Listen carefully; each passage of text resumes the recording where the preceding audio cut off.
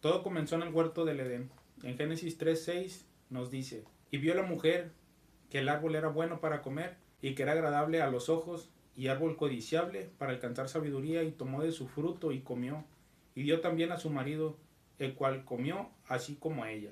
La desobediencia de Adán y de Eva trajo el pecado a este mundo. A causa de eso fue que entró la muerte. Por medio del pecado entró la muerte. Nos dice Génesis 2:17, mas del árbol de la ciencia del bien y el mal no comerás, porque el día que de él comieres ciertamente morirás.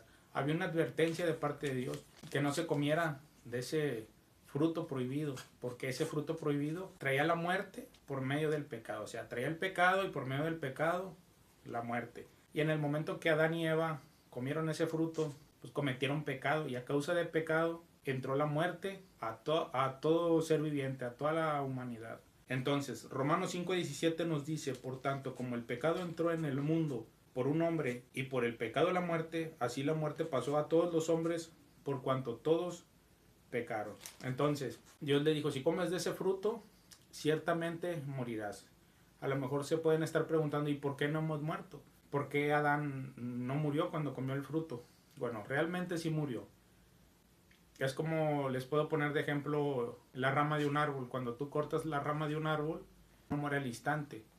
Dura tiempo, días, inclusive semanas en poder morir esa rama. Igual Adán. Al momento que pecó, se entró la muerte a él. Antes de Adán no había muerte. Entonces, nos dice la palabra que por medio del pecado entró la muerte. Si Adán no hubiera pecado, no hubiera entrado la muerte. Entonces no había muerte. Las personas, en este caso Adán, no moría. Entonces, a partir de que existe el pecado de Adán, existe la muerte, pero ¿eso qué tiene que ver con nosotros? Bueno, nosotros heredamos ese pecado. Nosotros al momento que nacemos, ya nacemos con un día para morir, gracias al pecado de Adán. Cuando desde antes que nazcas, de hecho, tú ya tienes un día destinado para morir. Ese es el pecado de Adán. La muerte entró a la humanidad. Todo se va deteriorando. A partir de ahí, todo muere, los animales mueren, las cosas mueren. O sea, entró la muerte a esta tierra, a este planeta, y contaminó a todos. El pecado de Adán fue algo muy grave. Entonces, Romanos 3:23 nos dice, por cuanto todos pecaron, están destituidos de la gloria de Dios. Entonces, por medio de Adán entró la muerte a todos. O sea, el pecado entró a todos. Todos morimos, estamos destituidos de la gloria de Dios. Va a llegar un momento donde pues mueres y pues ya se acabó tu ciclo en ese momento. Dios expulsa a Adán y a Eva, y hay como que una barrera, porque el pecado, esa contaminación, no puede estar en un lugar limpio, en un lugar donde no hay contaminación, por obvias razones. Tú no vas a poner algo contaminado en algo que sea limpio. Entonces, así es como sucedieron las cosas. Eso es lo que nos aparta de Dios. Por eso muchas veces no podemos sentir a Dios, por eso muchas veces no sentimos la presencia. Sabemos que existe un Dios, pero no lo vemos, no lo sentimos, no se manifiesta. O sea, hay una barrera, un velo que no nos permite verlo, gracias al pecado de Adán. Pero hay una buena noticia en todo esto, hay una esperanza. Esa esperanza es Jesucristo nuestro Señor. Nos dice Juan 3:16, porque de tal manera amó Dios al mundo, que ha dado su Hijo unigénito, para que todo aquel que en él cree no se pierda, mas tenga vida eterna. Entonces, Dios luego halló una solución para esto. Así como el pecado entró por medio de Adán, la salvación entró por medio de Jesús, el hombre que no pecó. El que pecó trajo la muerte, el que no pecó trajo la vida. Así es de sencillo. Entonces, ¿qué tengo que hacer para ser salvo? Solamente tienes que creer que Jesucristo es el Hijo de Dios. Algo tan sencillo como eso puede darte la salvación. Nos dice Romanos 10, del 9 al 10, que si confesares con tu boca que Jesucristo es el Señor y creyeres en tu corazón que Dios le levantó de los muertos, serás salvo.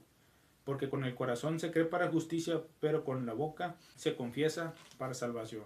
Por medio de Cristo eres justificado. Dios perdona tu pecado, te lo quita, te lo limpia, pero solamente tienes que creer. Claro que hay un requisito. Ese requisito es que tú creas en Jesús.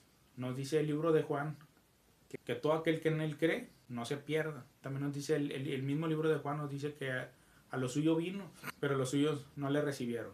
Pero a todo aquel que le recibió, le dio potestad de ser hijos de Dios.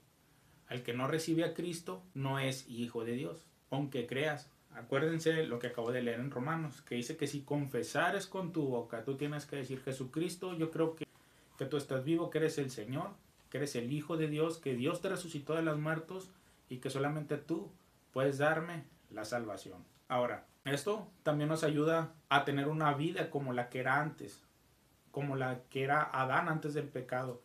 Una vida sin maldad, sin malicia. Nos dice: por tanto, si alguno está en Cristo, nueva criatura es, las cosas viejas pasaron, aquí todas son hechas nuevas. Nos lo dice en 2 Corintios 5:17.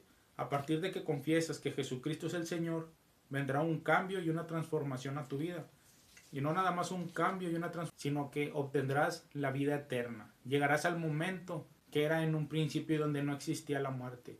A partir de que tú aceptas a Jesucristo, perdona tu pecado, te limpia con esa sangre que Él derramó como sacrificio para que tú puedas entrar al reino de los cielos. Es la única manera en la que tú puedes tener una vida después de la muerte. Dice la palabra que Cristo nos resucitará al día siguiente, ¿verdad? Entonces, nosotros tenemos que creer que Jesucristo es el Señor. En Hechos 16:31 es la historia de un carcelero cuando le pregunta a Pablo: ¿y qué tengo que hacer para ser salvo?